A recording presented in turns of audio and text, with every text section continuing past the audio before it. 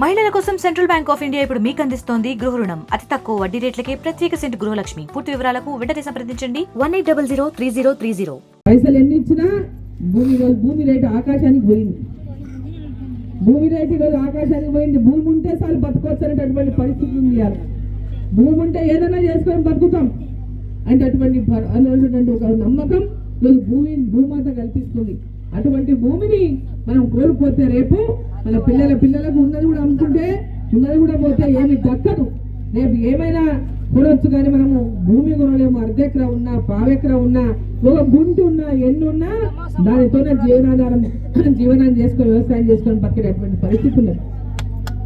కాబట్టి రైతులందరూ కూడా తప్పకుండా ఈ విషయాన్ని ముఖ్యమంత్రి గారికి లేఖ ద్వారా కూడా తెలియజేస్తా. ఇక్కడికి వచ్చిన ఈరోజు కొడంగల్ నియోజకవర్గంలో మీ అందరి యొక్క దీక్షకు ఈరోజు మద్దతు తెలపడానికి నేను ఇక్కడికి వచ్చిన. ఈరోజు మీడియా ద్వారా కూడా ముఖ్యమంత్రి గారికి తెలియజేస్తా ఉన్నా. అదేవిధంగా ఒక లేఖ ద్వారా కూడా వాళ్ళతో ముఖ్యమంత్రి గారికి తెలియజేస్తా. వీరి యొక్క బాధను అర్థం చేసుకొని ఈ ప్రాంతంలో ఉన్నటువంటి రైతులను కాపాడాలని, రైతుల యొక్క ఆవేదనను అర్థం చేసుకోవాలని చెప్పి ముఖ్యమంత్రి గారు నేను కోరుతున్నా. కూడదు అటువంటి ప్రజలను కష్టపెట్టద్దు, కన్నీళ్లు పెట్టనియొద్దు, వాళ్ళని బాధ పెట్టనియొద్దు అని చెప్పి నేను తెలియజేస్తా ఉన్నా. ఈ ప్రాంతం బిడ్డగా నువ్వు ఒక సోదరిలాగా నేను చెప్తా ఉన్నా, ఒక సోదరిగా ఒక్కగా చెప్తా ఉన్నా. ఈ ప్రాంతం యొక్క ప్రజల యొక్క ఆకాంక్ష విని దీని ఏదో జిద్దుగా తీసుకోవద్దు. అరుణమ్మ వచ్చింది, మీరు అరుణమ్మని పిలుచుకున్నారు, ఎట్లా ఆపుతారో చూస్తామంటే జిద్దుకు పోవద్దు. మీరు వద్దంటారా నేను వేస్తా అంటే రైతుల మీద కక్ష సాధింపు చెయ్యొద్దు. వాళ్ళు ఎక్కడ దొక్కాలన్నటువంటి పేదవాళ్ళు వాళ్ళ మీద మన ప్రతాపం చూపియొద్దు. వాళ్ళ మీద మన యొక్క ప్రతాపాన్ని చూపించి వాళ్ళ మీద ఇబ్బంది పెట్టొద్దు, మన మీద కక్షలు సాధించొద్దు. ముఖ్యమంత్రి గారు నేను కోరుతా ఉన్నా, తప్పకుండా రైతుల బాధ వినండి. రైతుల దగ్గరకు నేను వచ్చినట్లుగా మీరు కూడా రండి, వాళ్ళ కష్టము వాళ్ళ బాధ వినండి. ఇది ఎక్కడైనా వేరే చోట చేస్తానమ్మా, మీకు ఎవ్వరికి ఇబ్బంది కానియను, మీ పిల్లలకు ఉద్యోగాలు కానీ ఇవన్నీ కూడా ఈ ప్రాంతంలో కావాలి కాబట్టి ఇంకో చోట ఏదైనా స్థలాన్ని ఎత్తి చేపిస్తామనేటువంటి మాట వాళ్ళందరికీ ఇయ్యాల ముఖ్యమంత్రి గారు అని చెప్పి వేదిక ద్వారా నేను కోరుతాను. గ్రామంలో ఫార్మా కంపెనీ మా భూములలో వద్దు అని ఇక్కడ ధర్నా చేసినటువంటి రైతుల యొక్క దీక్షకు మద్దతు తెలపడానికి మరి నాతో పాటు వచ్చినటువంటి జిల్లా అధ్యక్షుడు పగడాకెళ్ళి వచ్చి ఇక్కడ వలస వచ్చిండు అర్జంపేటకెళ్ళి. అవునమ్మా, ఈ ప్రాంతం బిడ్డనే కాబట్టి నిన్ను వేరే ప్రాంతంకి వెళ్ళి వచ్చినా నేను గెలిపించింది ఇక్కడ. దానికైనా కనీసం నువ్వు దృష్టిలో పెట్టుకొని వాళ్ళ కష్టాన్ని, వాళ్ళ బాధను, వాళ్ళ జీవనోపాధిని నష్టం రాకుండా చూసుకోవాల్సినటువంటి బాధ్యత ముఖ్యమంత్రి గారి పైన ఉంది. దేవుడు ఇలా నీకు పెద్ద అదృష్టాన్ని వరించిందంటే కొడంగల్ ప్రజలకు గెలిపించినందుకే. కొడంగల్ ప్రజలు గెలిపించకుంటే నువ్వు ముఖ్యమంత్రి కాకుంటివి. వాళ్ళు గెలిపించడానికే ముఖ్యమంత్రి అయిన రేవంత్ రెడ్డి. కొడంగల్ ప్రజలు నిన్ను ఓటేసి గెలిపించడానికే ఇలా ముఖ్యమంత్రి అయినావు. కాబట్టి అది ఎన్నటికీ కూడా మర్చిపోరాదని చెప్పి నేను తెలియజేస్తా ఉన్నా. ఎన్ని జన్మలెత్తినా ఈ అదృష్టం వరించింది నీకు, ముఖ్యమంత్రి అయ్యేటట్టు అదృష్టం వరించిందంటే దానికి కొడంగల్ ప్రజల రుణాన్ని ఎప్పటికీ నువ్వు తీర్చుకోలేవని చెప్పి నేను తెలియజేస్తా ఉన్నా.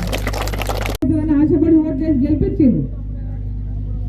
మాకు ఇదంతా కూడా అభివృద్ధి అవుతుంది, ఊరికి రోడ్డు అవుతుంది, మా పిల్లలకు ఉద్యోగాలు వస్తాయి, మాకు పెన్షన్లు వస్తాయి, మాకు ఇండ్లు వస్తాయి, మా పెద్ద రేషన్ కార్డులు వస్తాయి, మా పిల్లలకు ఆడపిల్లలకు పెళ్లి అయితే 1,00,000 రూపాయల తులం బంగారం వస్తుంది, ప్రతి ఆడపిల్లకు 2,500 ఇస్తాడు, 2,500 నెలకు వస్తాయి, 4,000 రూపాయలు చదువుకున్న పిల్లలకు ఉద్యోగాలు వచ్చేటువంటి పిల్లలకు ఉద్యోగాలు రాకుంటే 4,000 ఇస్తాడు. అది వస్తాయి. 2,00,000 రూపాయలు రుణమాఫీ వస్తుంది, 2,00,000 రూపాయలు రుణమాఫీ అవుతుంది. మళ్ళా కొత్త లోన్లు, వడ్డీ లేనటువంటి లోన్లు ఒక్కొక్క రైతుకు 3 లక్షలు ఇస్తా అని చెప్పిండు. మరి ఇవన్నీ కూడా ఆశపడి మా ఓడే ముఖ్యమంత్రి అయితే మాకు అందరికి వస్తాయి అనేటటువంటి ఆశపడి ఓట్లేసిండ్రు కొడంగల్ ప్రజలు. ఆలోచన చేసే ముందు, ఒక పని చేసే ముందు ఇల్లు కట్టమంటే ఇల్లు కూలగొడుతున్నాడు. తెలంగాణను నిర్మిస్తానని తెలంగాణను కూలగొడుతున్నాడు. రేవంత్ రెడ్డి గారు తెలంగాణ నిర్మాణం చేస్తున్నాడు, తెలంగాణను కూలగొడుతున్నాడు. తెలంగాణ కూలగొట్టే ముఖ్యమంత్రి అని చెప్పినాడు.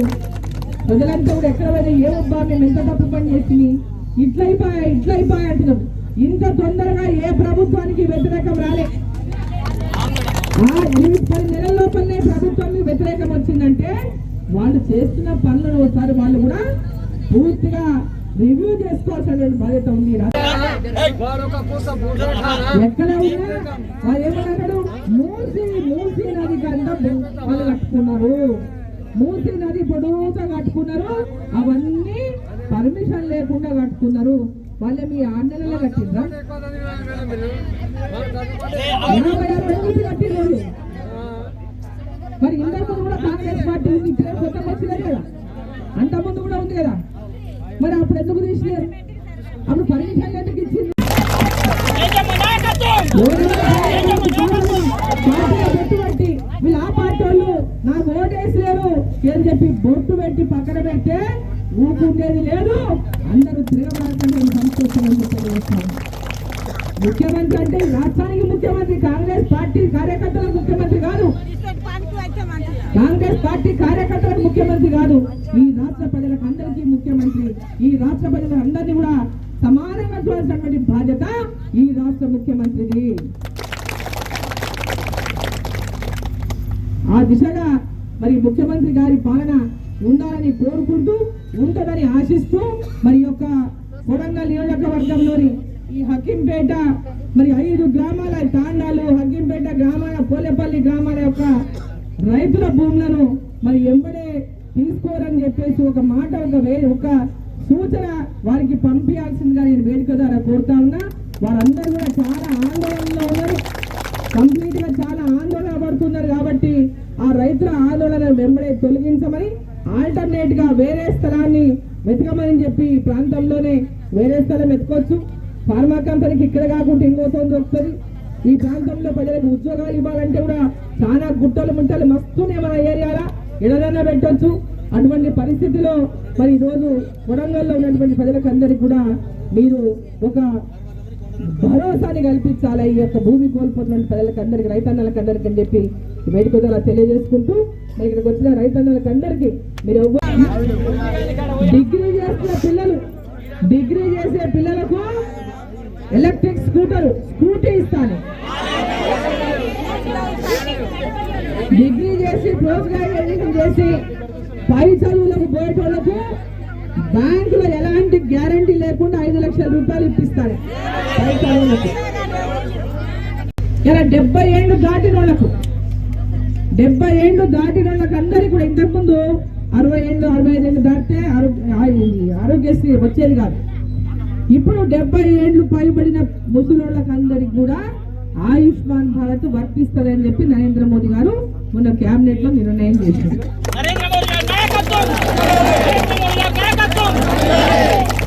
పేదల యొక్క 5 గ్రామాల రైతులకు అన్నదమ్ములకు, అక్కచెల్లెళ్లకు అందరికీ నా యొక్క విన్నపం. యువకులు, చాలా మంది యువకులు ఉన్నారు.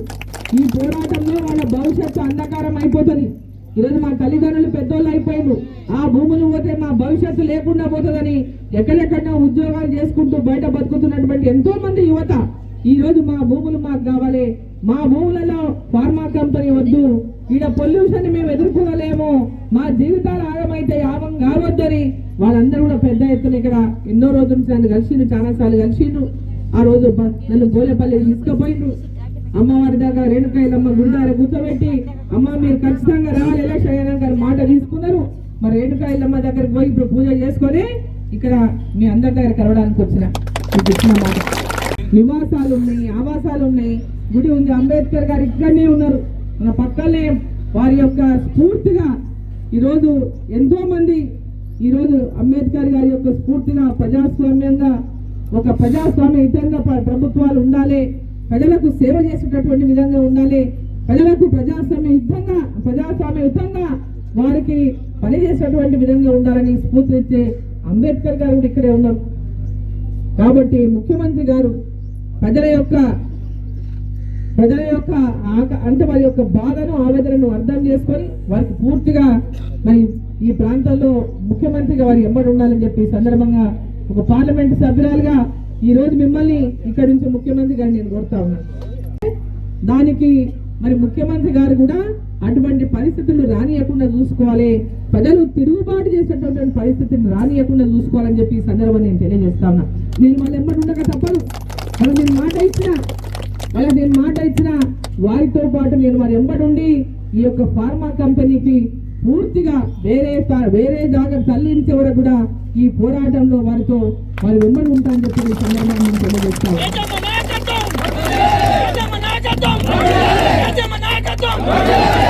అదేవిధంగా హకీంపేటలో మరి ఆడపిల్ల పెళ్లి అయితే 1,00,000 రూపాయలు తులం బంగారం అని ప్రతి ఆడపిల్ల ప్రతి మహిళకు స్త్రీకి ప్రతి పెళ్ళైన అమ్మకు 2,500 నెలకిస్తాను. మరిన్ని వీడియోస్ కోసం ఛానల్ ని సబ్స్క్రైబ్ చేయండి. లేటెస్ట్ అప్డేట్స్ కోసం వాట్సాప్ ఛానల్ ని ఫాలో చేయండి. అండ్ లింక్ డిస్క్రిప్షన్ లో ఉంది.